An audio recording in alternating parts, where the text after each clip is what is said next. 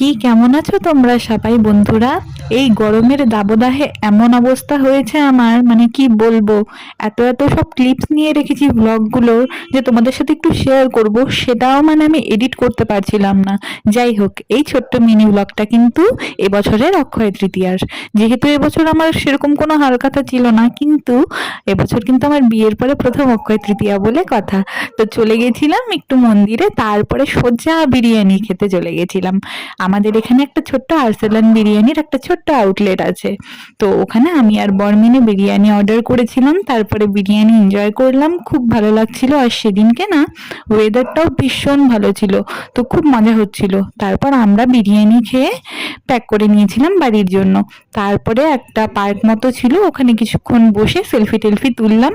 বাড়ি এসে দেখি মা পাপা হালখাতা করতে গেছিল, অনেক মিষ্টি দিয়েছে। আর এই চকলেটটা বর আমার জন্য এনেছিল। তো কেমন লাগলো